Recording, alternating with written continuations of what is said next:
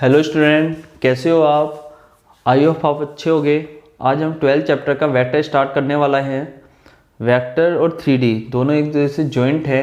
इसमें से कुछ सीबीएसई से हट भी गया है कोर्स, लेकिन हम पूरा कम्प्लीटली सोल्व करेंगे। जो हटा है मैं वो आपको बता दूंगा, आप उसकी प्रैक्टिस कम कर लेना पेपर के अकॉर्डिंग। लेकिन इसमें हम साथ साथ क्वेश्चन बहुत ज़्यादा करेंगे, क्योंकि इसमें से एंट्रेंस एग्जाम में और हर पेपर में ज़्यादा आते हैं क्वेश्चन। तो आज के पोर्शन में मैं केवल थ्योरी करवाऊंगा, अगली क्लास में आपको इसके क्वेश्चन करवाता रहूँगा। चलो स्टार्ट करते हैं। सबसे पहले क्वांटिटीज की बात कर रहा हूँ। क्वांटिटीज की मतलब होता है कि कितनी मात्रा है। क्वांटिटीज दो तरह की बात कर रहा हूँ इसमें, स्केलर और वेक्टर। स्केलर का मतलब क्या होता है? जिसका मैग्नीट्यूड है लेकिन कोई डायरेक्शन नहीं है। मतलब इसका it has magnitude but no direction, और इसमें it has magnitude as well as direction, दोनों चीजें। जैसे मैं इसमें बता रहा हूं आपको, एक सिंपल तरीके से बताता हूं। जिसका आंसर हमेशा प्लस में आता है वो आपका स्केलर है। जिसका आंसर नेगेटिव भी आ सकता है वो आपका क्या है? वेक्टर। तो आपको थोड़ा आसानी से याद रहेगा। जैसे मास कभी भी आपका नेगेटिव नहीं हो सकता, डिस्टेंस, स्पीड, ये चीजें एक्सेट्रा। इसमें वेट नेगेटिव हो जाता है बेटा, डिस्प्लेसमेंट, वेलोसिटी, ये सारी टर्म, एक्सेलरेशन।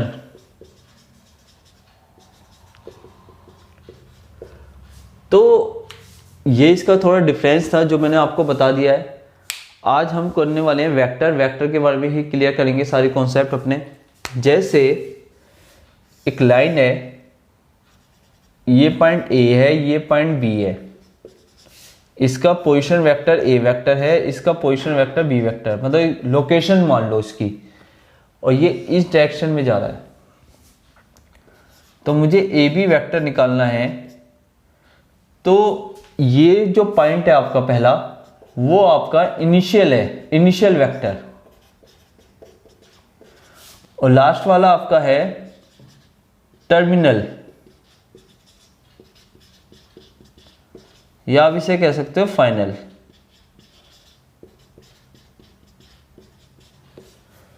टर्मिनल ही कहते हैं वैसे, फाइनल कहीं नहीं लिखा हुआ, मैं अपनी तरफ से समझा रहा हूं। तो टर्मिनल बी बाद वाले में से पहला वाला हमेशा सब्ट्रैक्ट होगा। इस बी में से मैंने ए को सब्ट्रैक्ट कर दिया है, तो बी वेक्टर माइनस का ए वेक्टर। अब कुछ टाइप्स हैं इसके। जैसा पहला है जीरो वेक्टर।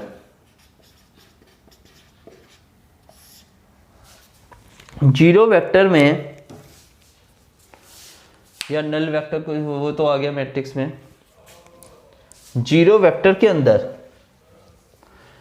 जिसका इनिशियल और टर्मिनल पॉइंट सेम होता है, इनिशियल और टर्मिनल पॉइंट सेम होता है, तो वो आपका क्या होता है? Zero vector. When initial and terminal vectors are same, then it is zero vector। जैसे ये ले लो, ये घूम फिर कर वहीं आ गया है, तो स्टार्टिंग का और लास्ट का पॉइंट सेम हो गया, तो वो क्या हो जाएगा मेरे लिए जीरो वेक्टर। और कई कई बुकों में ये भी लिखा है जिसका मैग्नीट्यूड जीरो है तो वो आपका क्या है, zero vector. कोनिशियल vector,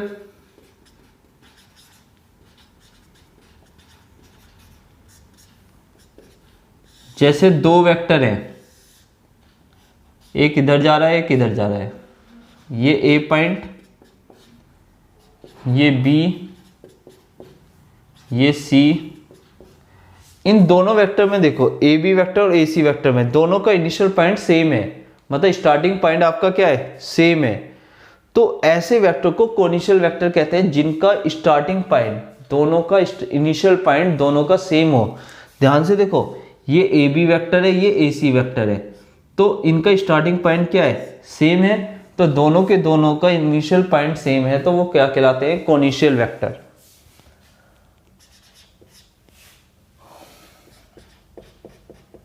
collinear vector, ऐसी कोई लाइन, ऐसे कोई दो वेक्टर जो किसी एक लाइन के पैरेलल हो। बता देता हूं, जैसे ये ए बी है,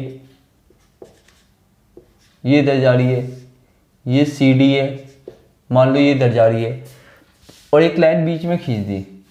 ये दोनों के दोनों आपस में एक ही लाइन के पैरेलल है, लेकिन बस डायरेक्शन अलग है, कोई नहीं, लेकिन ये आपस में क्या कहलाएंगे, कोलिनियर वेक्टर कहलाएंगे। या एक अच्छा तरीका यही है, ए बी वेक्टर का मैग्नीट्यूड, बी सी वेक्टर का मैग्नीट्यूड, या ए सी वेक्टर का मैग्नीट्यूड, किन्हीं दो वेक्टर का सम, मैग्नीट्यूड का सम किसी तीसरे वाले के इक्वल होता है। क्वेश्चन करते रहेंगे हम साथ साथ इसके। चौथा आपका है ट्रायंगुलर लॉ ऑफ वेक्टर। जैसे ए बी सी, यहां से मान लो कोई करंट फ्लो हुआ, इधर जाएगा करंट, इधर जाएगा, तो वो करंट इधर भी तो गया होगा। तो A B vector plus B C vector किसके इक्वल आ जाएगा, ए सी वेक्टर के। तो इसमें थोड़ा ध्यान से समझना, इसकी और इसकी डायरेक्शन सेम है, ए बी वेक्टर और बी सी वेक्टर की डायरेक्शन क्या है, सेम है। तो दोनों की डायरेक्शन सेम है और तीसरी अपोजिट के साथ इक्वल रहेगा, बट डायरेक्शन को देखना है बेटा ध्यान से। पैरेललोग्राम लॉ ऑफ वेक्टर,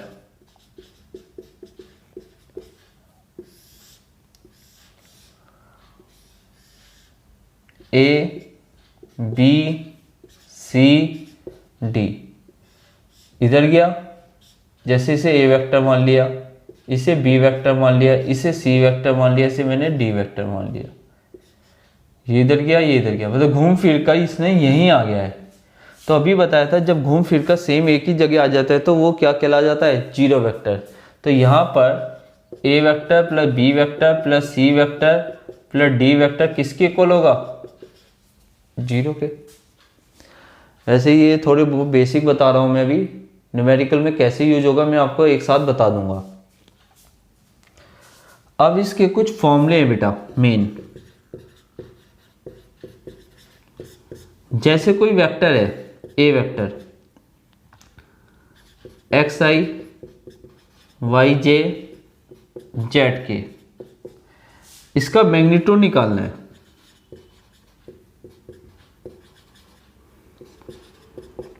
तो बहुत आसानी तरीके से है, इनके कोएफिशिएंट के स्क्वायर का सम, मतलब X square plus Y square plus का जेड स्क्वायर, सम किया और उसका क्या कर दिया, स्क्वायर रूट। मैग्नीट्यूड निकालने का बहुत आसान तरीका है। दूसरा आपका है यूनिट वेक्टर, थोड़ा ध्यान से समझना। ए का कैप ए वेक्टर अपॉन में ए का मैग्नीट्यूड, ए वेक्टर आपका मान लो ये है और मैग्नीट्यूड उसका ये है, तो मेरा फॉर्मूला बन गया एक्स आई वाई जे और ये आपका जेड के। Root X square plus Y square plus Z square. यदि वो आपसे कहता है फाइंड आउट, कहीं भी ध्यान से देख लो जो बात बता रहा हूं मैं, डायरेक्शन रेशो की बात करें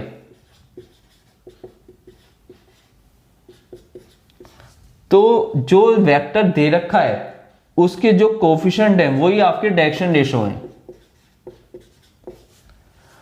जो डायरेक्शन रेशो है वही, जो वेक्टर आपको दे रखा है वही आपके क्या है, डायरेक्शन रेशो। यदि वो कह दे डायरेक्शन कोसाइन, तो यूनिट वेक्टर के जो कोफिशिएंट आएंगे जैसे ये अपॉन में, ये अपॉन में, ये अपॉन में, एक्स अपॉन में root X square plus Y square plus Z square, Y upon में root X square plus Y square plus Z square, Z upon में root X square plus Y square plus Z square. ये आपके direction cosine है। तो थोड़ा confusion मत करना, ये बहुत बारीकी बात है जो मैंने आपको बताई है। डायरेक्शन रेशो और डायरेक्शन कोसाइन अलग अलग होते हैं। तो दोनों का मीनिंग पता चल गया और कैसे फाइंड आउट करते हैं वो भी आपको पता चल गया है। Projection of A vector on B vector, ये बी वेक्टर है, ये ए वेक्टर है, प्रोजेक्ट हो रहा है। तो सिंपल है, ए वेक्टर डॉट बी का यूनिट वेक्टर जिसके ऊपर प्रोजेक्ट हो रहा है उसका ही साथ डॉट प्रोडक्ट बनाएगा यूनिट वेक्टर। जैसे A vector dot B vector upon में बी का मैग्नीट्यूड, ये फॉर्मूला बन जाएगा। जिसके ऊपर प्रोजेक्ट बना रहा है वो उसके साथ क्या होगा, यूनिट वेक्टर के साथ प्रोडक्ट होगा।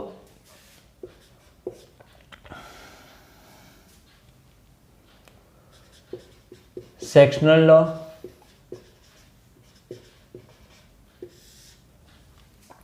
जैसे पहला आपको पता है इंटरनली,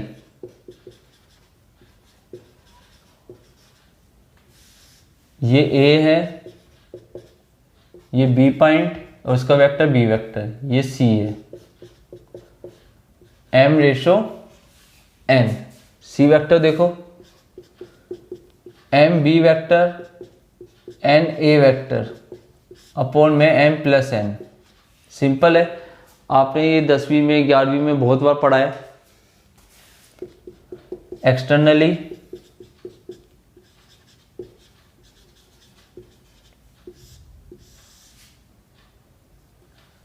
यहां लिख देता हूं ए वेक्टर बी वेक्टर। एक्सटर्नली का मतलब होता है कि जो बाहर से डिवाइड कर रहा है, ये सी वेक्टर, ये एम लेंथ, ये एन, कुछ नहीं फर्क होता इनके बीच में, बस प्लस की जगह माइनस का साइन आता है। तो C vector M B vector minus का एन ए वेक्टर अपॉन में एम माइनस एन, ये आपका सेक्शनल लॉ हो गया। मिड पॉइंट में वो भी देख लो बेटा,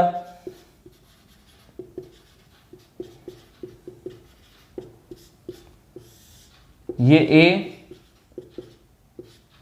ये बी पॉइंट, ये सी 1:1 में डिवाइड कर रहा है, तो दोनों को जोड़कर हाफ कर दो। ये कुछ फॉर्मूले बताए मैंने वेक्टर के, जो एक एक नंबर में या दो दो नंबर में आपके सोल्व होते रहेंगे, दिखते रहेंगे। आगे दो चीज और बताने वाला हूं, उसे थोड़ा ध्यान से नोटिस करना।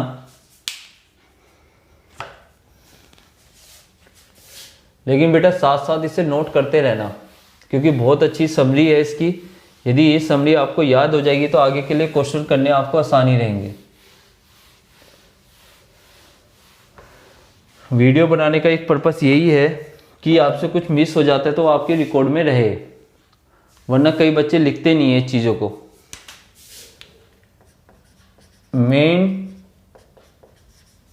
टाइप्स ऑफ वेक्टर्स, पहला मैं बता रहा हूं डॉट प्रोडक्ट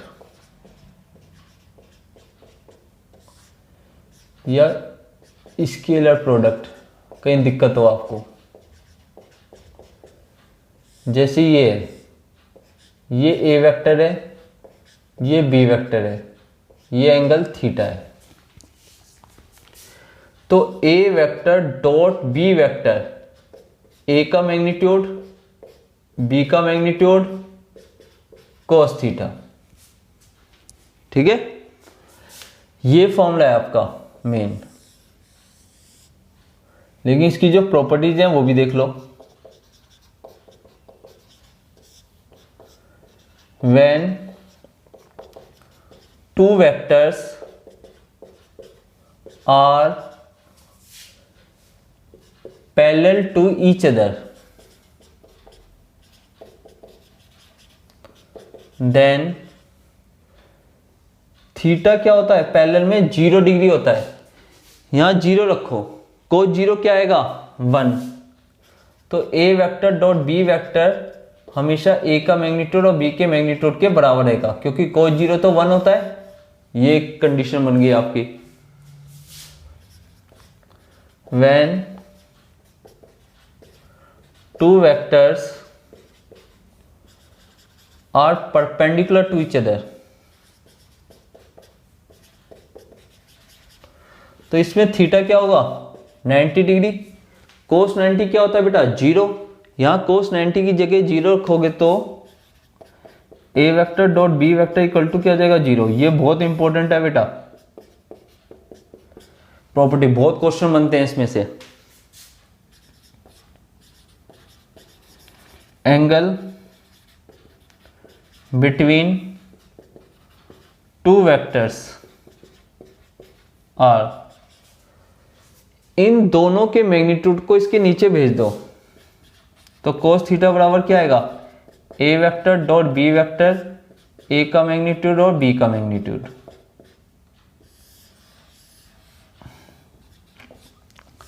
इनका डॉट प्रोडक्ट कैसे होता है वो भी देख लो बेटा। आई का यदि आई के साथ करें तो 1 आता है, जे का जे के साथ डॉट करें तो 1 आता है, के का के के साथ डॉट करें तो 1 आता है। लेकिन डिफरेंट के साथ करें, आई डॉट जे करें 0, जे डॉट के करें 0 और के डॉट आई करें 0।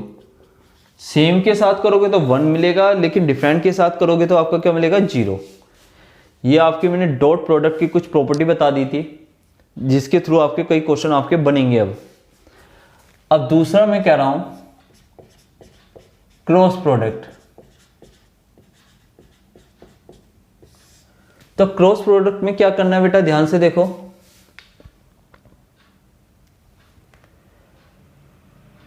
ए vector cross B vector, A का मैग्नीट्यूड बी का magnitude sine theta N cap, ये डायरेक्शन वेक्टर है बेटा।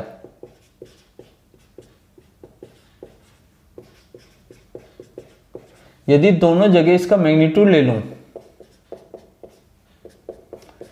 ए vector B vector sine theta, तो ये गायब हो जाएगा। यानी कि एन के कैप का जो मैग्नीट्यूड होता है वो हमेशा क्या होता है, यूनिट वेक्टर ये तो होता है वो, तो वो वैल्यू क्या होगी हमेशा 1।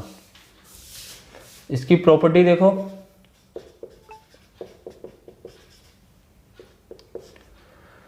प्रॉपर्टी में पहली लाइन वही रहेगी, when two vectors are parallel to each other then theta 0 degree है। यदि थीटा 0 है तो यहां साइन 0 क्या हो जाएगा 0 हो जाएगा। तो किन्हीं दो का क्रॉस प्रोडक्ट 0 होता है तो वो पैरेलल कहलाता है। When two vectors perpendicular to each other then theta 90 हो जाता है। इसमें थोड़ा ध्यान से देखना, साइन 90 1 होगा तो मेरे को दो वैल्यू मिलेंगी, ए vector cross B vector, A का मैग्नीट्यूड बी का magnitude sign 90 1 N cap, A vector cross B vector, A का मैग्नीट्यूड बी का मैग्नीट्यूड, आपस में डिवाइड कर दो।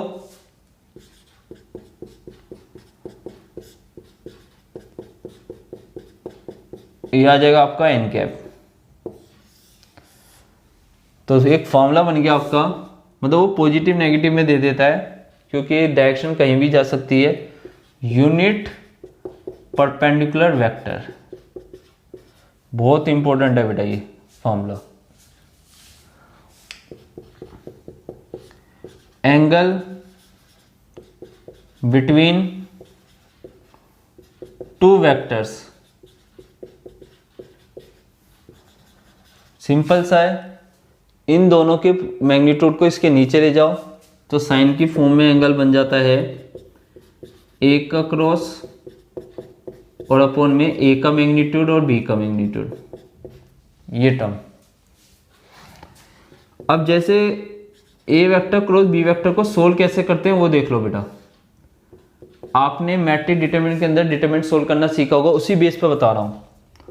आई जे के, ए वेक्टर के मैग्नीट्यूड मतलब ए वेक्टर के कोएफिशिएंट a1 a2 a3 और बी वेक्टर के, बस आप इसे सोल्व कर लो जैसे हम डिटरमिनेंट को सोल्व करते थे। आगे कुछ और चीजें रह गई, उसे भी खत्म कर लेते हैं आज।